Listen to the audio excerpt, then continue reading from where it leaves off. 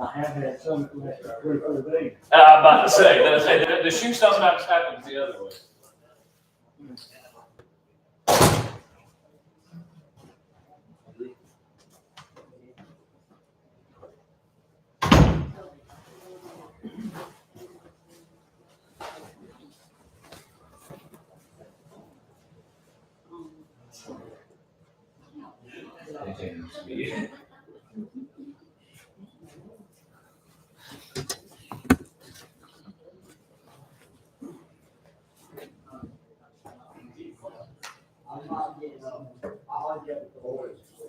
That's what I thought I told you. Told me about. I told Carol already. Yep. She said, was it Caesar or Nolo's nose was running probably Sunday a little bit, so it might have. Sure they were off. If you're not already there, we're going to start in chapter 7 of Ecclesiastes, probably around verse 8. And try to finish the chapter, Lord willing, and maybe get into a little bit of 8 is the plan. Let's see. I don't know why I can't read this. It looks like ESPN on your jacket, but it's not. Da-na-na, da-na-na. Welcome back. We have some visitors with us this evening. They're the Matheny's. They just moved in from Gainesville. They're new. They're new here. Glad y'all are feeling better. You told me Barbara's not feeling good. So be mindful of her. I see Miss Yvonne here. I was going to check up with her about Mr. Bill, how he's doing. There's another. Tiffany was having scans done today. I haven't heard any results or anything yet, but I know she was getting some scans done today, so be mindful of her. Melissa, I heard you telling somebody else. She's waiting for them paperwork, and they're taking her to transfer her somewhere, or to the Madison. Okay. All right. Anything else before we get rolling?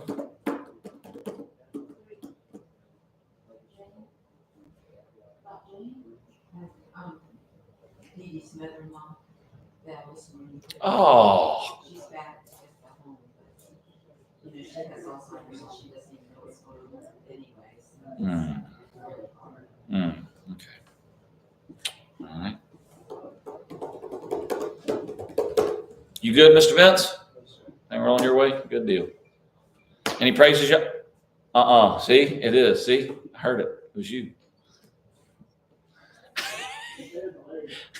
Any praises y'all want to share? Anything good you got going on? Nothing? We're good? Can you kick us off with a word of prayer?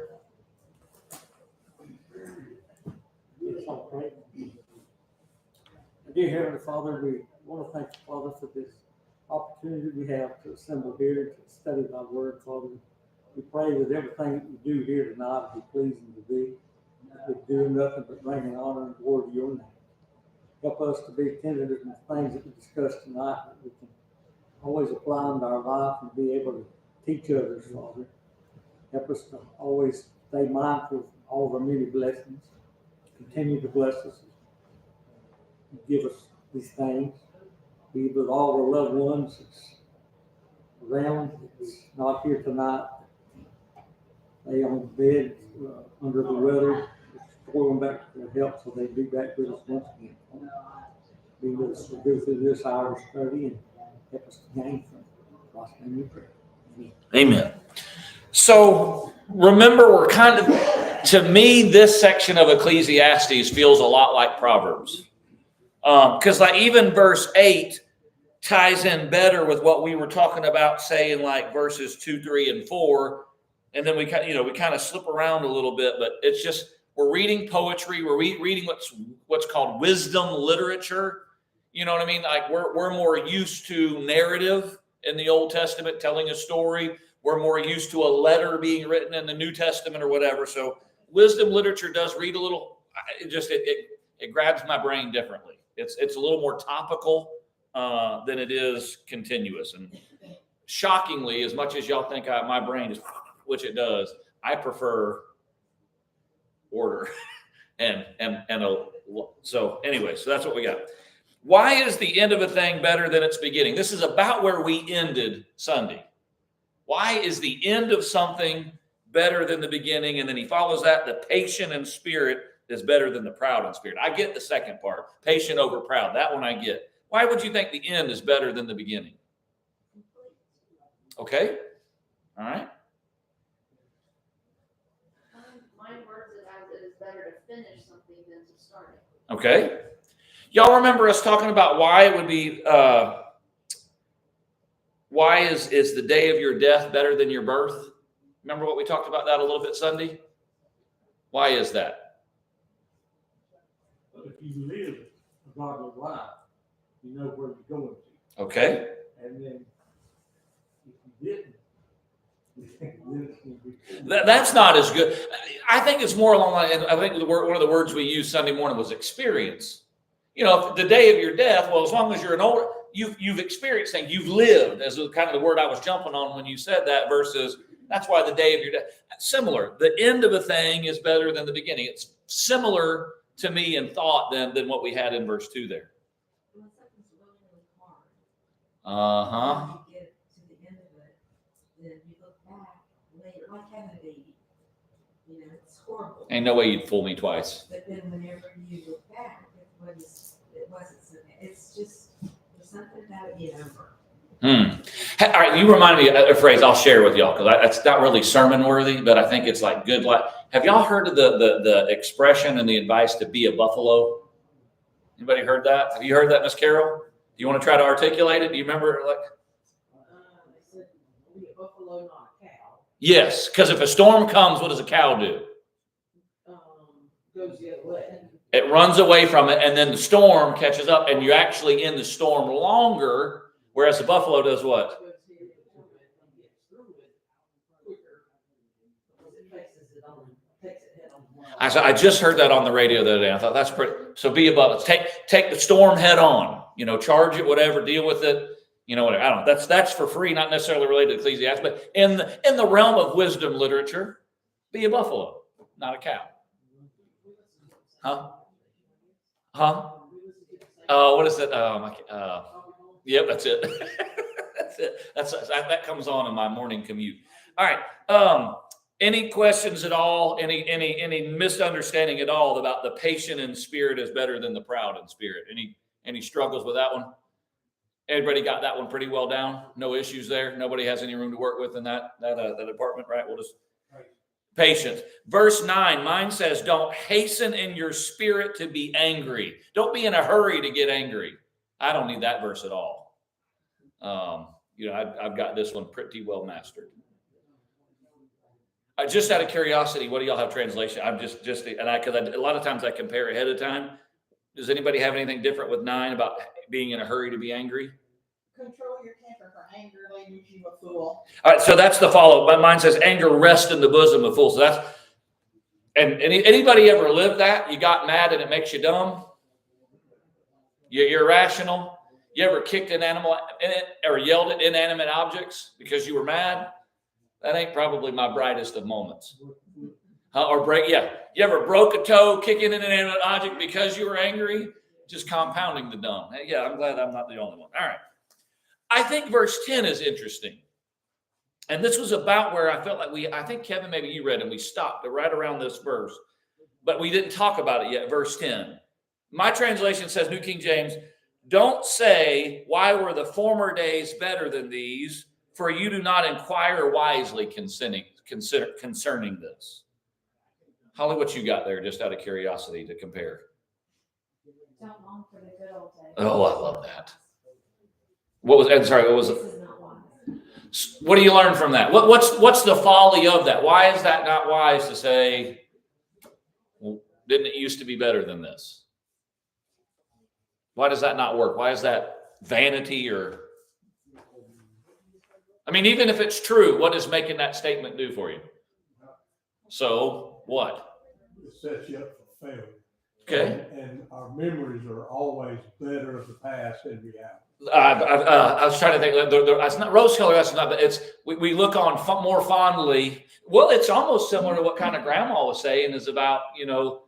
Once you've gotten through it, you've got a lot fonder recollection of Because if I'd have polled you in the moment, you'd have had a different interview than, oh, it wasn't that bad. And, you know, my kids were all talking full sentences and running sprints in the house by about 6 months, weren't y'all's? Right? I love that when people are comparing and new moms are kind of proud of whatever. And whatever you get the one up, their mom's like, well, my kid was talking by 8 months. You know, and it's just like, what? Okay. Good job. Why don't you just sell it? You know what I mean? The wisdom and looking backward, it's hard to run hard forward, looking over your shoulder. Paul would say, forgetting those things which are behind, I press on, reaching forward to the things that are ahead. So, what did you say? Don't long for the good old days. I like that translation. That grabs a hold of my brain pretty good.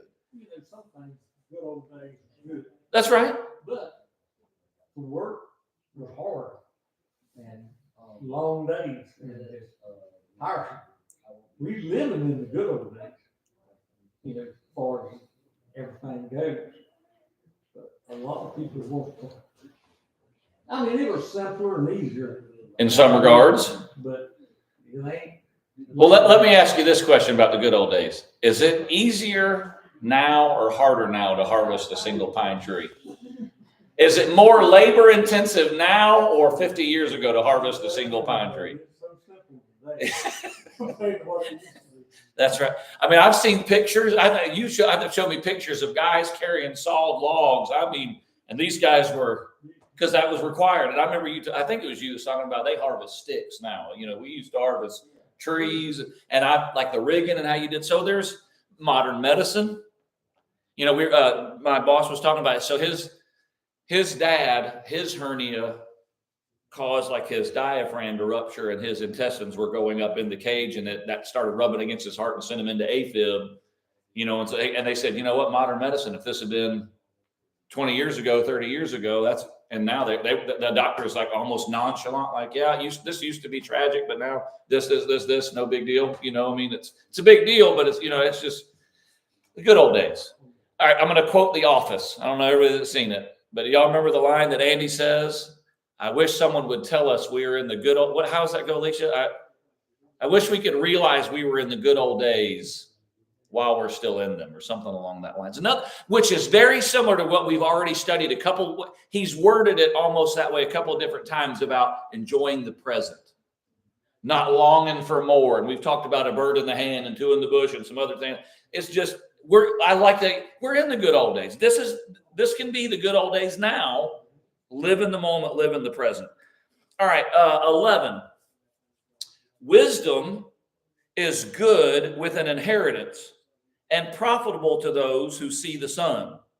For wisdom is a defense as money is a defense. But the excellence of knowledge is that wisdom gives life to those who have it. Now, I'm going to intentionally, Miss Holly, I don't hate to pick on you. I'm just, because this is a little bit scrambled, and I did compare this verse with some other translations. What do you have specifically, your verse 12? Wisdom and money can give you almost anything, but only wisdom can save your life. Oh, that's perfect. That's perfect. Did you catch that? Is there value to money? How is it that money can be a defense? Get yourself prepared for something. Okay. I mean, I'm saying, like, let's say you've got some extra cash in reserve in your bank account. How is that a defense? Is that wise? Is that wisdom to have some stored up? It's a defense against what?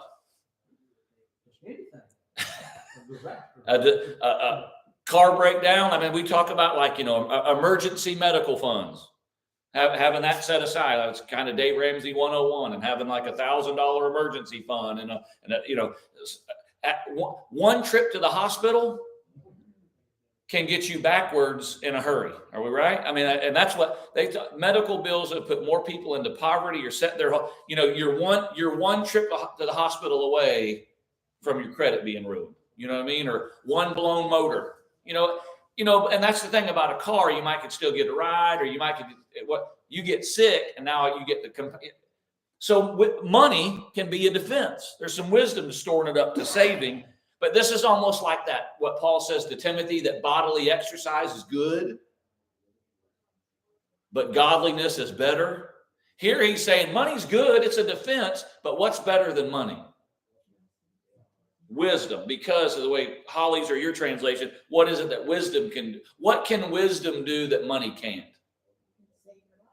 Save your life. How do you mean that, out of curiosity? What do you mean by save your life?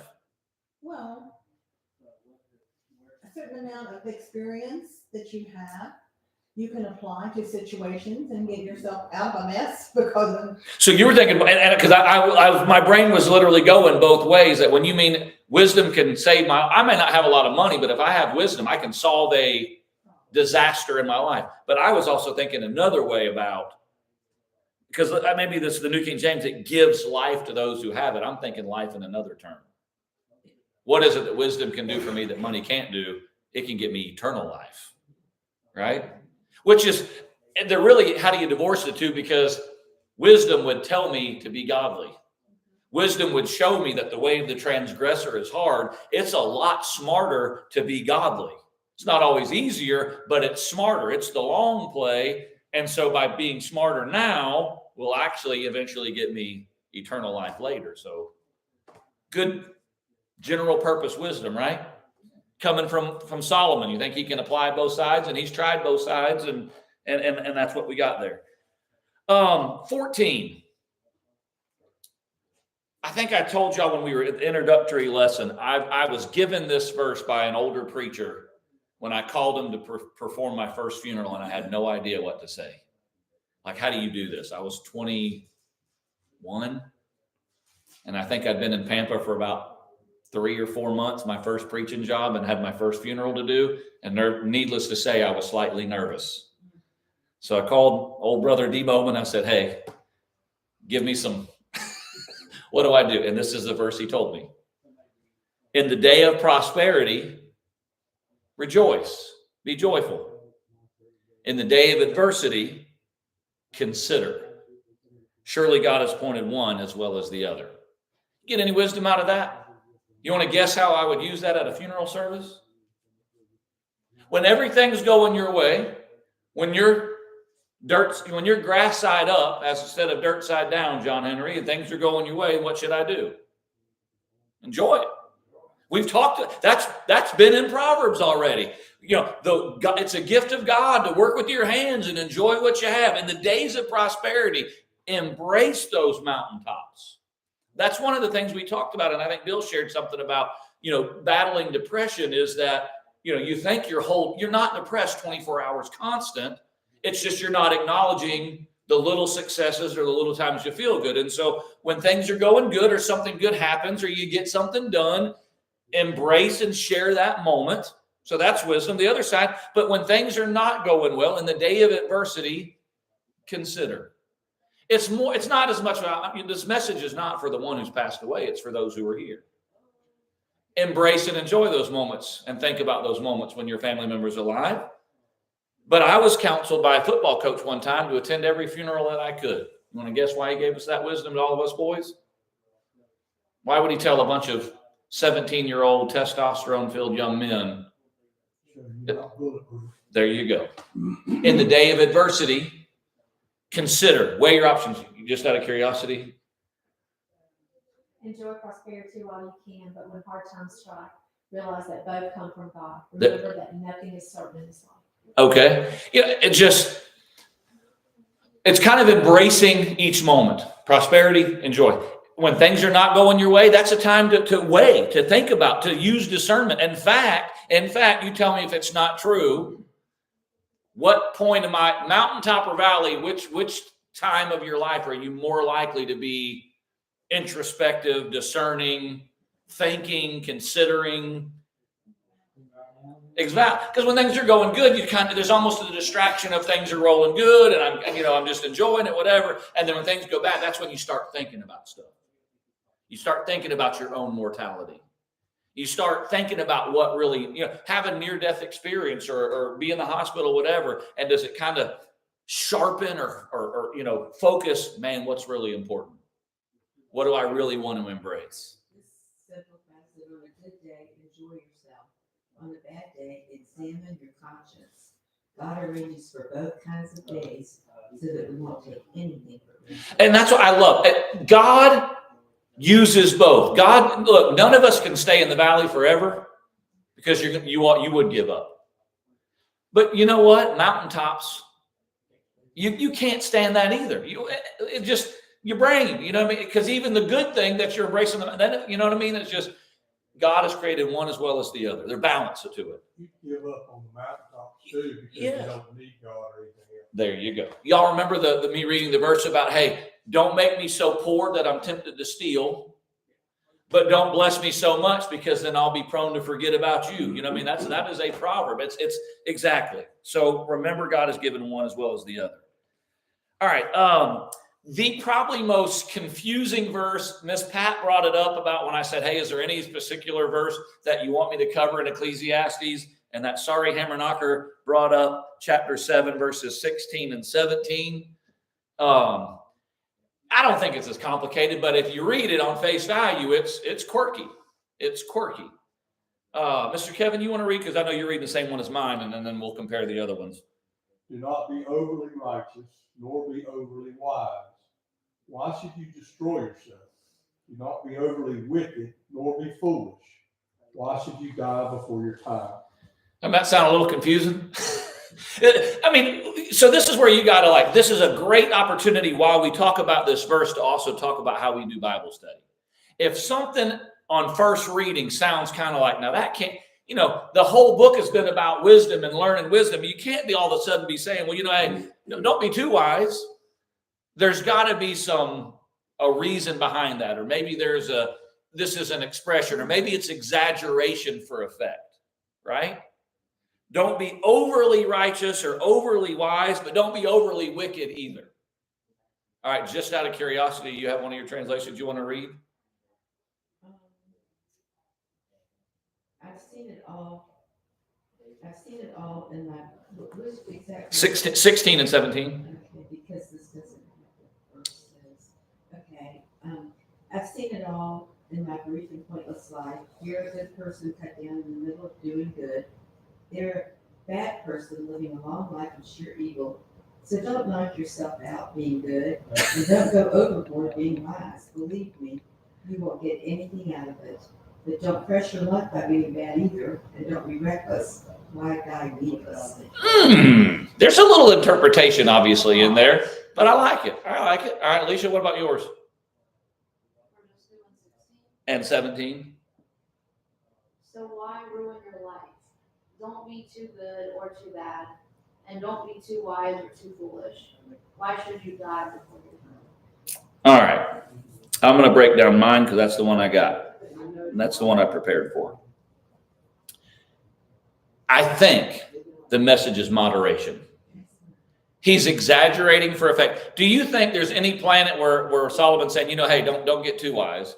Unless, what kind of wisdom are we talking about? I'm going to come back to that. Can you imagine on any planet, though, that Solomon would be saying, hey, but don't be overly wicked, just be a little bit wicked. I mean, wouldn't that be a little bit, that doesn't make sense. Would you think that would be what Solomon's trying to tell you? Hey, just be a moderate amount of wicked.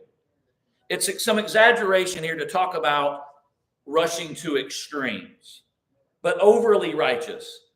I think you probably got a better definition of it than you think. What does it mean to be overly? I'm going to read one author. To be over righteous is to strive for a self-made righteousness based on an outward adherence to rules. Over righteousness is an extreme religiosity, perhaps marked by excessive strictness, zealous observance. And he quotes here Matthew 23 about the Pharisees who were over righteous in their day. Woe to you, scribes, Pharisees, hypocrites, for you tithe mint and dill and cumin and have neglected weightier matters of the law, justice, mercy, and faithfulness. These you ought to have done without neglecting the others, you blind guides straining out a gnat and swallowing a camel. To be overwise is to think of oneself as self-sufficient in matters of knowledge. Is that a wordy way of saying, I know everything? I'm self-sufficient in knowledge. Over wisdom would be someone who calls God's character and wisdom into question, speculating about God's actions and judging God's actions according to their own superior wisdom. And I got a Bible example of that. What about Job and his friends? And if I could just if I could get in a courtroom with God, you remember that? And then here comes the questions. And when God shows up in Job 38, he says, who is this who obscures my plans and darkens counsel without knowledge? Brace yourself like a man. I will question you, and you shall answer me. And Job at the end of it says, I am unworthy. I put my hand over my mouth. Is that not a picture of over wisdom or over righteous or relying on my own wisdom? That's what he's saying here about being. Now, the way that you read yours, wisdom for wisdom's sake, the striving, and I don't remember if it was last class or whatever, but striving to always be the smartest person in the room. Is there a folly to that? If my goal is to be smarter than that, man, I can tell you one time, and I won't give you names to protect me. But there was a certain youngin that was being so know-it-allish. And so in my effort to show this youngin that they didn't know, and then so I whatever, and y'all stepped all off in it and was completely wrong about a sea creature. I mean, it didn't amount to nothing, but I just had it all day long of them know-it-allishness, and I was going to show this young whippersnapper, and guess what I did in my over-righteousness and my over-wisdom? I was wrong. Like there is a dolphin or porpoise family that's striped black and white. I forgot even what the fact was, but I got it wrong in my attempt to squash this youngin and their arrogance. Don't be overly righteous. Now, so what if that's that side? Then what does he mean by don't be overly wicked? Well, just be a little wicked. It's almost like I think he puts that there to show you how crazy the first side of it would be, right? Nobody's going to read this and say, okay, I can be a little. So what does it mean? Don't be overly wicked or foolish. All right, Holly, clean us up with your translation and bring us home. 17. On the other hand, don't be too wicked either. Don't be a fool. Blacked out before your time. Right, and well, that's actually pretty close to mine. And then 18 follows it up. It's good if you grasp this and also remove from your hand, and also not remove your hand from the other. For he who fears God will escape them all. And I think that them all is tied to why should you destroy yourself for being overly righteous? Why should you die before your time by being overly wicked? And so 18 says, you know what the secret is? Instead of being overly righteous or overly wicked, fear God, and you can expect both of those. Very similar to how he's going to end this book. In fact, I've got that phrase, fear God, in verse 18 highlighted. That's the secret. I'm not getting out of balance with my own righteousness. I'm certainly not going to run to the excess of folly. I'm going to fear God. And that's really the key. That's the middle ground that I'm looking for. Any thoughts on that or kind of feedback from that part? What is your verse 15 in mine says, I've seen everything in my days of vanity.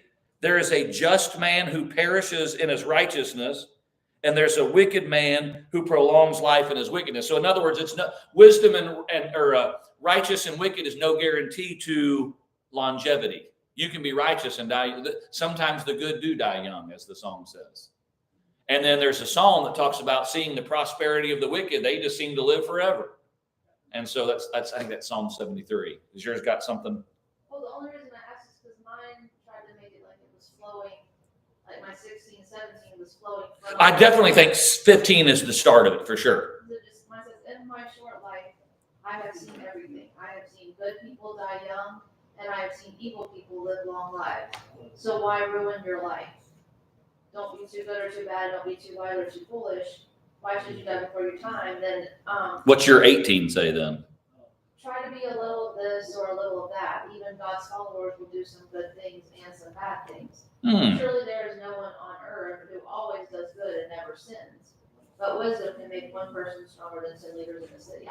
I don't know. Ooh, that's your 19. That's interesting. But I don't know. I guess the way I was reading that, I just seeing 16 and 17 talking about, seeing good people die young. Well, people that, maybe never put themselves out there to see if, you know what I mean? Like, not that you're out there trying to sin, but, you might end up accidentally doing that, trying to be something better or being something, whatever. And so it's like, don't harness yourself from being able to try to do good and possibly mess up. Well, because there's a mentality. Life. I've almost heard it coached and sometimes, hey, you only live once. How does YOLO usually used? If you only live once and you might die young, then what, Carol? Are you kind of nodding? Sin a little bit before you have to, clean it up later. Enjoy some, and that's just kind of, that flows perfectly into what he's going to say later in 10 and 11 about enjoy your youth, but remember your creator while you're doing it. You want to be the way that one old preacher used to say, you want to get to the end of your life as an old man, as you're sitting on your rocking chair in your front yard and be able to have a smile on your face with few regrets. Don't blow your whole future on enjoying your youth. Remember your creator in the days of your youth. And you're really not missing out on anything. So that could kind of be, if righteous people die early, let me get my sin in now. There's just no wisdom. And so my verse 19, and yours ties it together. Wisdom strengthens the wise more than 10 rulers of the city. Wisdom is better. Wisdom is better than our own physical strength or self-reliance. All right, verse 20 in mine kind of changes the mood, or to me, the topic.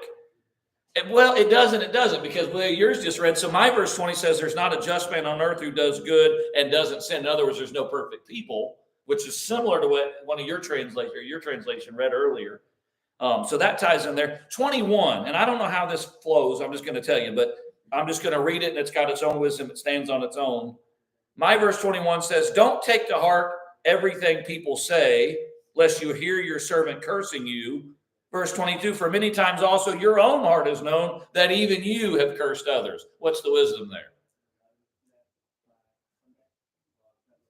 When you say something about somebody else, you better think about your own life. Have I done that? And I think even beyond just me even saying it, before I get offended or let my feelings get too bad hurt because someone's talked bad about me, what do I need to remember? I probably have to. Well, I mean, not me personally, because I've never done this, but this is for y'all. Like, y'all need to. Man, that front row was real close, ain't it, Billy? Yeah, I might need you to come up here. Is there a wisdom to this, though? Don't take to heart everything that people say. You be careful, little ears, what you hear. If you just got to know what sometimes you press and press and press and got to know what's on somebody's mind. You might want to be careful because it might hurt your feelings. You press and you got to hear, and you eavesdrop, and you might hear your servant letting you know exactly what they think about you. But instead of taking that to heart, you just remember, many times also, you probably spoke bad about other people. So there's some wisdom about, I don't know, if you're a little bit sensitive, or you're one of those people who's kind of a little bit of a people pleaser. And I know that it's kind of like coaching soccer kids. It's almost like God puts it in certain kids' DNA to be offensive minded, and he puts it in other certain kids to be defensive minded. And then the very few can be midfielders and do both. But even midfielders are a little bit more offensive or defensive slanted. And I use that to say, it seems my experience with people that some people are really affected by what other people think about them. And there's other people that God has gifted with, okay. Not that they don't want people to not like them, but the fact that you can go home and that not bother you at all just blows. I'm in awe of you. I'll just go ahead and tip the scales of which side I'm on. I'll lose sleep for a week thinking about I said something wrong to the wrong person and now they're mad at me. Or I've done something to let somebody down, and that will grate on me to where I literally eat myself alive worrying about what y'all think about me, believe it or not. It will eat me. I may not always show it to you in the moment, but it will grate on me, and I will lose sleep over worried about how that encounter went and what I could have done better. I am married to someone, and she says I oversell this, but it's not that she doesn't love or whatever, and not that her feelings can't get hurt too, but at the end of the day, if you don't like her, and just so you know, Carol's making faces because I have a feeling identical. It's just, I think Carol's almost going, you're lost. You don't like me? Sorry about you. Who are you pointing at? Which one is he? And what's crazy, because everybody loves him, but it don't bother you. Really? Does it bother you? A little bit? Carol? I think I learned that as a teacher. Because all kids aren't gonna like it. And their parents They either. don't care. Well, and so They're I, not here to be your friend, they're here to be your teacher. that's right. So you don't, you know. I literally saw a meme today that said something along the lines of, you're really going to worry about what other people think about you when this world put a perfect man to death.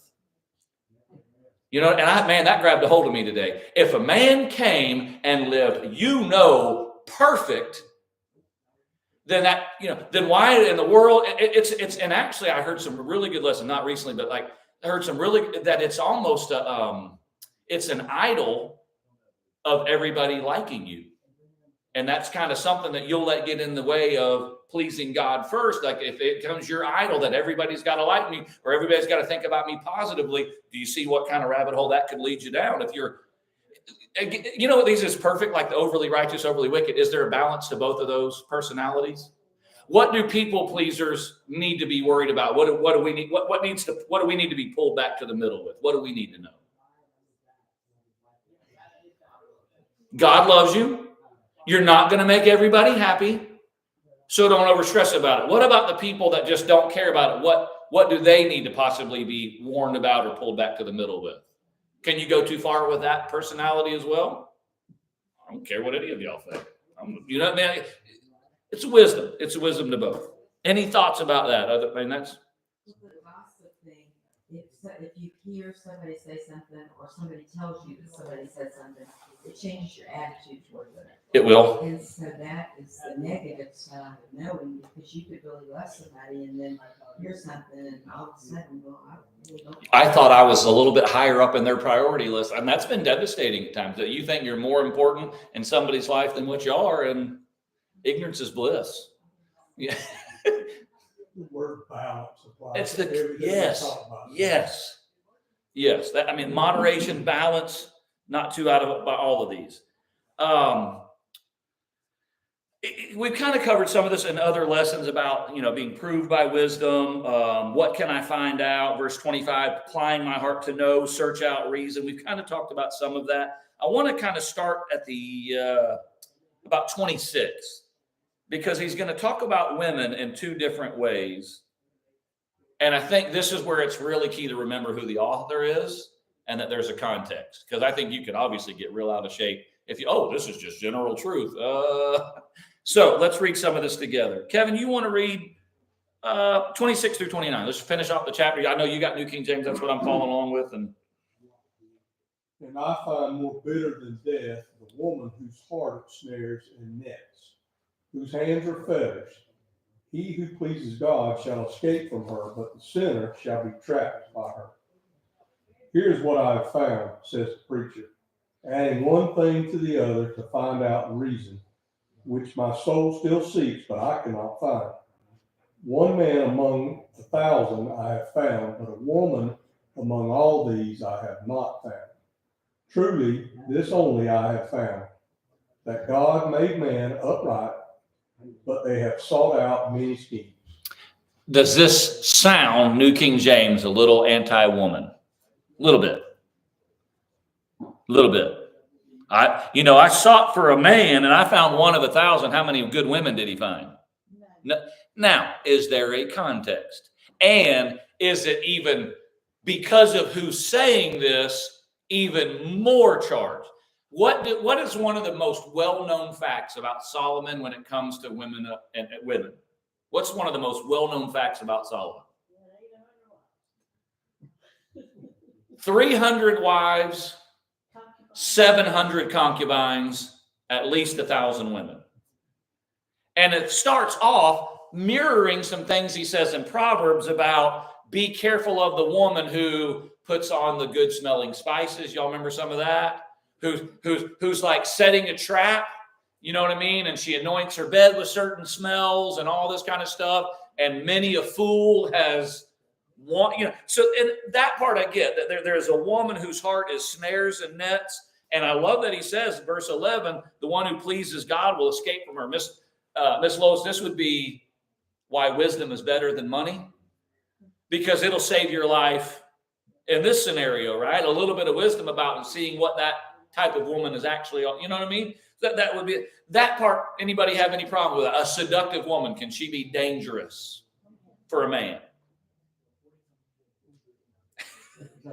I'm thinking deer season, hog season, turkey season. We get plumb foolish when it comes to that. That part I get. I think Solomon is expressing some personal sentiments here about, I sought for a good woman or a good man, and I found one out of 1,000, but I didn't find a single good woman. It might have been, what were you looking for, Solomon? A guy that has 700 concubines and 300 wives, how noble is his search for the one?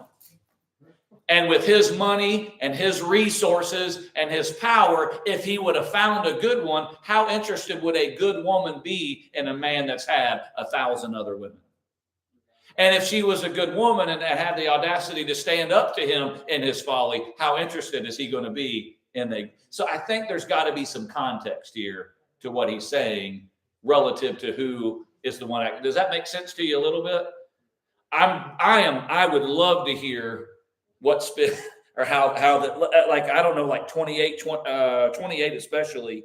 What does yours have? Though I have searched repeatedly, I have not found what I was looking for. Although 1 out of 1,000 men is virtuous, but not one woman. Not one woman is virtuous out of 1,000. Now, do you believe that's true? Anything different, Leash? About the same as hers? It says I added all this together to see what answer I could find. I'm still looking for answers, but I did not find this. But I did find this. I found one good man in 1,000, but I did not find even one good woman. Grandma, the message? At least this is my experience. What I, the quester, have pieced together as I've tried to make sense of life.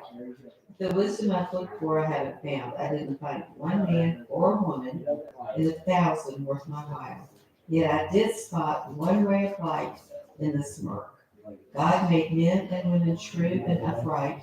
We're the ones who've made a mess of things. Now, that's where I say, I think there's some, 29 is to me the linchpin of it. I'm searching for virtuous people, whether it's 1 out of 1,000 men. That just by the way, that's not a great statistic either. 1 in 1,000 good men is not a great statistic either, and no women. But you know what he has found in 29? Can we blame God on not finding virtuous people? Why is Solomon not finding virtuous people? It may be he's not looking in the right place. It may be he has the wrong definition. It may be that he has the wrong priority. Well, if you're not finding virtuous people, you need to find a different circle of people to be hanging out with. You know what I mean? God made man how? Upright. And this, man, you could plunge deep into this verse, and not that I want to oversell one verse. People thinking that God created them with certain sinful tendencies. I think we're born perfect. Flawless, white sheet. That's why he says children, like when he looks at a kid and says, this is the kingdom. Unless you become like one of these kind of mentality. But we're all products of our environment. And depending on what environment you're raised in, and there is maybe a curiosity or a proclivity to push boundaries. That's part of the lack of experience of a baby, and toddlers especially. Is it sinful that they're trying to figure out where the boundaries are, or how far they go, or is that just part of, you know what I mean? I mean, even in the wild, I don't know. God makes man upright, but I guess when he says man, I think he's saying mankind. I don't think that's just men. I don't think that's man. I think this is God made mankind upright. But they, see the plural, they, men and women, have sought out many schemes. If I'm not finding virtuous people, what's the problem? I am. Or you're in bad circles, or I'm not virtuous. If you're having to look that hard and can't find one, you're not good. You're seeking out schemes, and 700 concubines tells me everything I need to know about what your mentality and what your circle is. Does that make any sense? All right. To me, it's almost a parable. It's almost like he's using the word woman, and ladies, don't take this wrong way, as sin. Mm-hmm. And man, because in 26 at the end, he who pleases God shall escape from her. Her, that's right. Her being Sin. not her. But the sinner shall be trapped by her. You know what backs that up is in Proverbs, wisdom, Solomon describes as a woman. That's the woman you should pursue, wisdom in a female personification compared to the seductive woman. So which woman are you seeking? I think that is an excellent, that would mirror very well with the book of Proverbs. Which woman are you looking for? Are you looking for virtuous woman? Are you looking for the woman of wisdom? Or are you looking for righteousness? That's exactly right. And I think that is parabolic would be very, very key there.